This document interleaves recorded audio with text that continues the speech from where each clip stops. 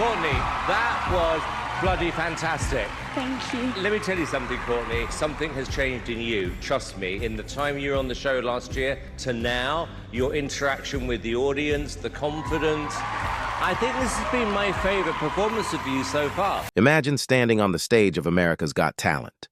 The lights are blinding, the crowd is roaring, and every judge is leaning forward in anticipation. But for you, there's only one face that matters. Simon Cowell's. He isn't clapping, he isn't smiling, but that doesn't mean you've failed. When Simon is silent, when he leans back in his chair like he's just witnessed something rare and electrifying, that's when you know you've done the impossible. That was the moment for Courtney Hadwin in 2018. A nervous 13-year-old from a small English village walked onto the biggest talent show in the world, shy and almost trembling. But by the time her audition ended, she had transformed into a firestorm. Her voice carried the grit of a seasoned rock legend. Her movements were wild and untamed, and her energy was unlike anything the judges had ever seen. She didn't just sing, she exploded. The golden buzzer was slammed, confetti rained down, and within hours her audition was being replayed across the world. For a moment, she was the internet's newest obsession, and many believed they were witnessing the birth of the next great superstar. But just as fast as the lights had turned on, they began to dim. The story of Courtney Hadwin isn't the straight path to fame and glory that everyone expected. Instead, it's a story of pressure, identity, struggle, and the harsh reality of what it means to be young in an industry that devours talent as quickly as it celebrates it. So what really happened to Courtney Hadwin? And where is she now? To answer that, we have to go back before the golden buzzer, before America's Got Talent, and before the world knew her name. Courtney Hadwin was born on July 6, 2004, in the tiny village of Hesleden in County Durham, England. Hesleden is the kind of place where everyone knows everyone, a former mining community tucked away in the northeast. It wasn't a town known for producing international stars, but it did raise Courtney, alongside her siblings Paul and Melissa, under the care of her parents, Paul and Anne-Marie. Life there was simple, and Courtney was by all accounts just another child who loved to sing around the house. But there was something in her voice, something different. Unlike most kids her age, Courtney wasn't just humming along to pop songs on the radio. She gravitated toward sounds with soul, music with raw emotion, the kind that stirred something inside you. And once she saw Connie Talbot, another young girl, perform on Britain's Got Talent, a dream sparked in her mind. If Connie could do it, maybe she could too.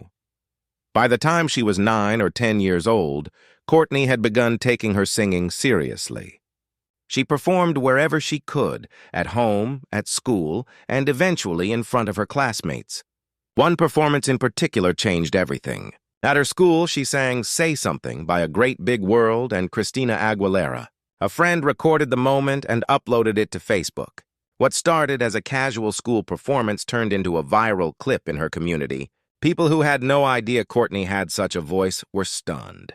Here was a young girl who sounded far older than her years, with a soulful depth that seemed impossible coming from a child. The video spread, and with it came encouragement. People told her she had something rare and urged her to pursue it. And Courtney listened, but dreams aren't free. Singing lessons, travel to competitions, costumes, and opportunities all cost money. And for a working-class family in a small village, that wasn't easy. Courtney's determination pushed her to do something unusual for a kid her age. She started busking. On street corners, in shopping centers, anywhere she could, she performed for strangers, earning a few pounds here and there. It wasn't much, but it helped her pay for lessons and cover travel. Her grandfather would later share how proud the family was of her independence. At such a young age, Courtney was already working for her dream. She trained at multiple academies and schools. From Schottenhall Theater School to Julie Miles's Vocal Ovation, each one sharpening her raw talent into something stronger. Her first big step into the spotlight came in 2015 when she entered Teen Star UK. Singing Bob Dylan's Make You Feel My Love, she stunned audiences and reached the grand final. It was her first taste of recognition outside her hometown, and it proved she wasn't just a local talent. She had the potential to compete nationally. The following year, at just 12 years old, she won Hartlepool's Performer of the Year award. adding to her growing list of achievements. Soon after, she auditioned for Open Mic UK, delivering a powerful version of Nothing Compares to You. These weren't just talent shows, they were training grounds. Each stage gave Courtney more confidence, each audience taught her how to connect, and each performance shaped her into the artist she was becoming. That same year, she had one of her biggest opportunities yet, opening for Sister Sledge at the South Tyneside Festival. Nearly 18,000 people were in the crowd. For a girl used to singing in small halls and classrooms, it was overwhelming. But when she opened her mouth and let her voice out, the nerves disappeared. The crowd roared, and Courtney realized she belonged on big stages. She wasn't just a child performer anymore. She was stepping into something much bigger. In 2017, Courtney auditioned for The Voice Kids UK. Singing Tina Turner's Nutbush City Limits, she brought energy and grit that turned heads instantly. She joined Danny Jones's team, sailed through the battle round with Dancing in the Street, and in the semifinals and finals, delivered powerhouse performances like James Brown's I Got You, I Feel Good, and I Am Telling You I'm Not Going. She didn't win, but it didn't matter. She had once again proven herself on national television, and the buzz around her kept growing. Fans began describing her as an old soul trapped in a young body, a girl who could channel legends of the past with uncanny force. By this point, Courtney wasn't just chasing her dream, she was living it. But through all of this, one thing remained constant: her family. Her parents worked tirelessly to support her. Her father took on extra jobs, delivering pizzas, doing whatever he could to fund travel and lessons. Her mother kept her grounded, reminding her that fame wasn't the goal, music was. Even when Courtney's career began to cross oceans with auditions in the United States, her family was right there beside her.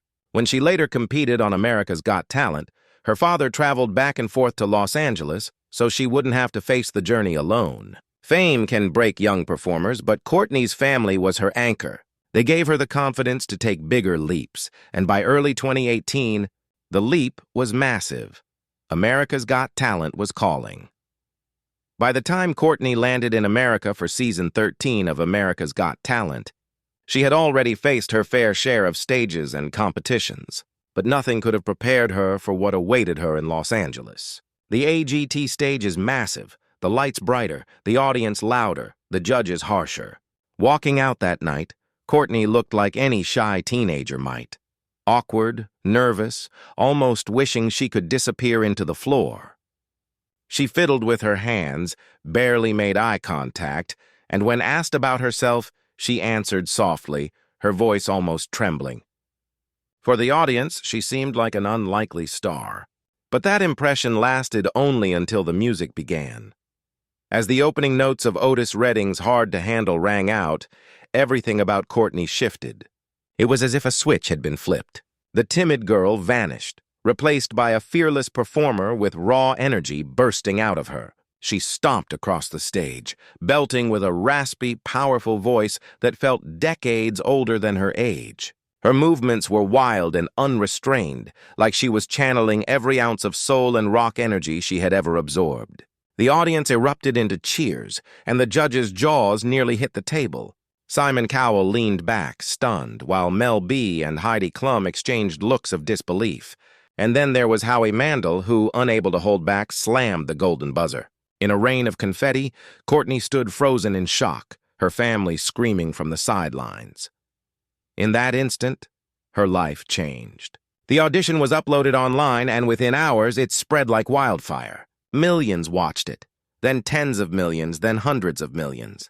By the time the season was over, her performance had been viewed more than 300 million times, one of the most viral auditions in the show's history. People around the world weren't just impressed. They were captivated. They called her the next Janis Joplin, a voice from another era, a phenomenon too rare to ignore. News outlets ran stories on her, fans created pages, and the name Courtney Hadwin was suddenly recognized across continents. As the live shows progressed, Courtney proved she wasn't just a one-audition wonder. In the quarterfinals, semifinals, and eventually the finals, She delivered electric performances that blurred the line between child prodigy and seasoned performer. Each time, she gave the stage everything she had, leaving audiences breathless. By the time the finale rolled around, fans were convinced she was destined to win. But in a shock to many, she finished in 6th place. It was a disappointment for her supporters, but in the grand scheme, it hardly mattered. Courtney Hadwin had already won the world's attention. Her journey didn't end there. She returned in 2019 for America's Got Talent, The Champions, competing against some of the most famous contestants in the show's history. Though she didn't take the crown, her presence was undeniable. For a girl barely in her mid-teens, she had achieved more in a year than most aspiring artists achieve in a lifetime. And then came the moment that seemed like the final piece of her dream. Simon Cowell, the man who rarely takes chances on young performers, signed her to his record label Psycho Music in partnership with Arista Records. For Courtney, this wasn't just another milestone. It was validation from one of the most powerful figures in the music industry. She was just 14, and she had a recording contract with Simon Cowell. On the outside, it looked like the beginning of a superstar career. Fans imagined albums, world tours, collaborations with major artists. The headlines were glowing, the industry was buzzing, and Courtney herself was thrilled. In interviews, she said joining the label felt like a dream come true. She was excited to record original songs to show the world who she really was. It seemed like everything was falling into place. But behind the scenes, things weren't so simple. The reality of the music industry is rarely as glamorous as it looks from the outside, especially for someone so young. Overnight, Courtney went from being a student who loved to sing to being a product of one of the toughest industries in the world. The schedule was grueling. Studio sessions, songwriting meetings, promotional appearances, and endless travel between the UK and the US producers and executives, eager to capitalize on her viral fame, began shaping her sound and image. She was compared to Janis Joplin so often that it became a trap, with many wanting her to replicate that style instead of finding her own. Courtney, who had always sung from the heart, suddenly found herself being told what to sing, how to sound, and who to be, in her own words. She later admitted that people were telling me who I should be. For a teenager still discovering her identity, that pressure was overwhelming. What had once been pure joy, standing in front of an audience and letting her voice soar, was now weighed down by expectations and deadlines. She had barely left childhood behind, yet she was navigating contracts, executives, and a machine that demanded hit songs and polished performances. Fame had arrived, but so had the heavy cost of it. The world still saw Courtney as the fiery young singer who had stunned AGT. But behind closed doors, she was struggling to reconcile who she truly was with who the industry wanted her to become. The whirlwind of attention was thrilling, but it was also exhausting. She was still a teenager, trying to live up to a reputation she hadn't asked for. The next Janis Joplin, the prodigy, the future superstar. And the weight of all those titles began to feel too heavy. This was the turning point. For Courtney Hadwin, the dream wasn't over, but the reality of achieving it was proving far more complicated than anyone could have imagined. The months following Courtney's record deal were a whirlwind of excitement on the surface and turbulence underneath. To the outside world, she was the teenage prodigy signed to Simon Cowell's label, the viral sensation destined to take over the music charts. But for Courtney herself, life began to feel more like a maze than a dream. The moment she signed her contract, the expectations changed. She wasn't just Courtney from Hesleden anymore. She was Courtney Hadwin, a brand. Every song had to be marketable, every performance perfectly polished, every photo calculated to fit the image the industry wanted to sell. For a girl who once sang on street corners for fun, the shift was dizzying. Suddenly, her days were structured around deadlines. A typical week could mean flying across the Atlantic for meetings in New York or Los Angeles, stepping into recording studios with producers she barely knew, and being handed songs she hadn't written, expected to make them her own. She was pushed into co-writing sessions, where seasoned professionals pitched melodies and lyrics, trying to mold her sound into something mainstream. On paper, this was the opportunity of a lifetime. access to top-tier producers, exposure to major markets, and a direct pipeline to the global stage. But emotionally, Courtney began to feel like a passenger in her own career. The music she had once loved to sing from her heart was now being dissected, packaged, and repurposed for commercial success. It wasn't that Courtney didn't want success. She wanted to sing, to perform, to share her voice with the world. But the industry she had entered wasn't always interested in who she really was. They wanted a product, something familiar yet marketable, and the constant comparisons to Janis Joplin became both a blessing and a curse. Fans and critics alike were fascinated by the idea that this young girl could carry the soul of a rock legend. But the label wanted to bottle that lightning, to make it repeatable, predictable, profitable. For Courtney, it felt like being trapped. She admired Joplin, but she didn't want to become her shadow. She wanted to be Courtney. The pressure was relentless. At just 14, she was being treated like a seasoned adult performer, asked to deliver under the kind of scrutiny most people don't face until much later in their careers, if at all. Long hours in the studio left her drained. Interviews expected her to sound confident and articulate when she was still shy at heart. Social media amplified everything from glowing praise to cruel criticism. For a teenager still trying to figure out who she was, it was a storm of voices pulling her in every direction. Fans wanted one thing, producers another, executives something else entirely.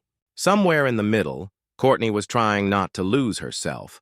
And then came the realization that would change her path. The joy was slipping away. The thing she had loved since childhood, the thing that had made her light up inside, was starting to feel like a job she couldn't escape. She later admitted that people were telling me what I should sound like and who I should be. That loss of control gnawed at her. The industry machine wanted to shape her into a star, but in the process they were dimming the very spark that had made her special in the first place.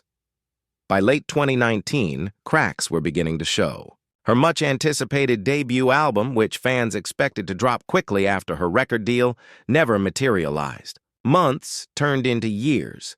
And while she released a few singles, the momentum that had once seemed unstoppable began to slow. The world that had been buzzing with her name during her AGT days seemed to quiet down. People started to ask, what happened to Courtney Hadwin?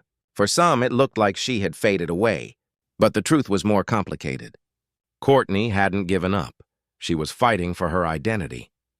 Behind the scenes, she wrestled with the conflict every young artist faces in the industry. Do you follow the path laid out for you? Or do you risk everything to find your own voice? For Courtney, the answer became clearer with time. She didn't want to be molded into something she wasn't. She didn't want to chase fame at the cost of her passion. And so, instead of rushing into an album that didn't represent her, she pulled back. It wasn't an easy decision. Labels wanted music, fans wanted content, the world wanted more. But Courtney wanted authenticity.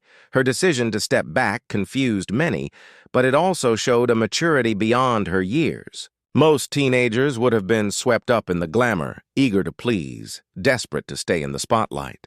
But Courtney had seen enough to know that fame without authenticity wasn't worth it. She began focusing on writing her own material, experimenting with her sound, and reconnecting with why she had started singing in the first place. It was a quiet rebellion against an industry that thrives on speed and spectacle. Of course, stepping back had consequences. Without new releases, the media moved on. Other AGT stars took the spotlight. New viral sensations appeared, and the buzz that had once surrounded her name faded. But Courtney wasn't gone. She was rebuilding, slowly, quietly, on her own terms. For fans who only saw the headlines, it looked like she had vanished after her big break. But those who looked closer saw something else, a young artist refusing to let the industry define her.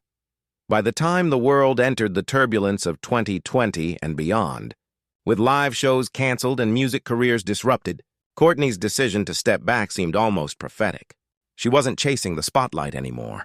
She was crafting her own path. It wasn't the fairy tale rise everyone had expected, but in many ways it was a truer story. Courtney Hadwin wasn't just another viral sensation chewed up by fame. She was a teenager navigating the toughest industry in the world, learning how to protect the very thing that made her extraordinary: her voice, her artistry, and her sense of self. For Courtney, the years after her record deal were less about chasing headlines and more about rediscovering herself.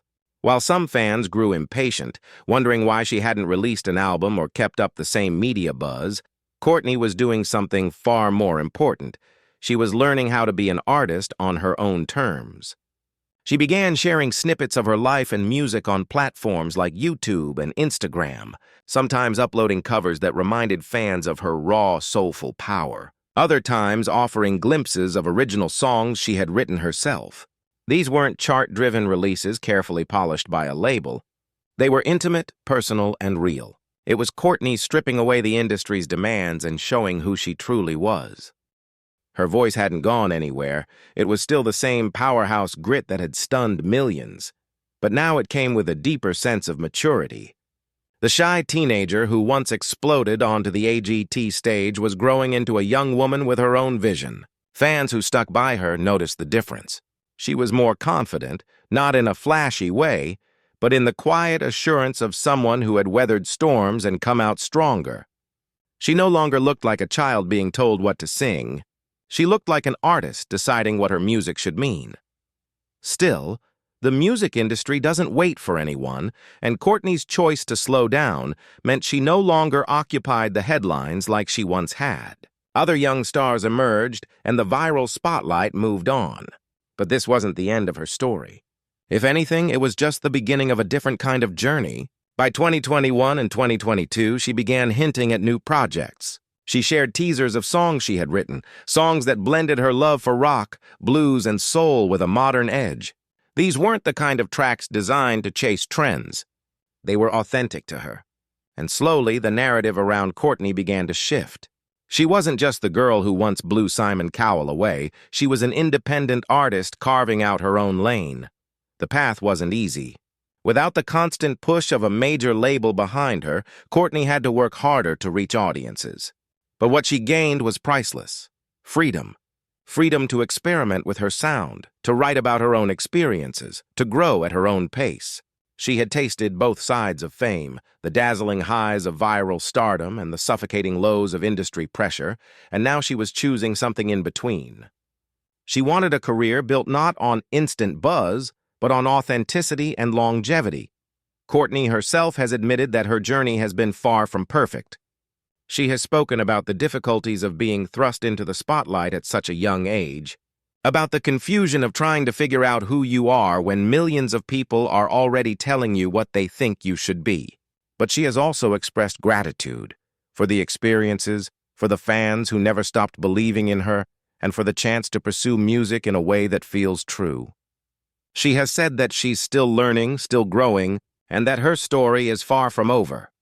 Today, Courtney Hadwin is in her late teens, no longer the timid schoolgirl who shocked America, but a young artist with a world of possibilities ahead of her. She continues to write and perform, sometimes sharing covers that remind everyone why they fell in love with her voice in the first place, other times offering original songs that hint at the depth of her artistry. She hasn't chased the same mainstream path that some expected, but that doesn't mean she's disappeared. In fact, in many ways, she's doing something braver. She's building her career on her own terms. Her story is a reminder that fame isn't always what it seems.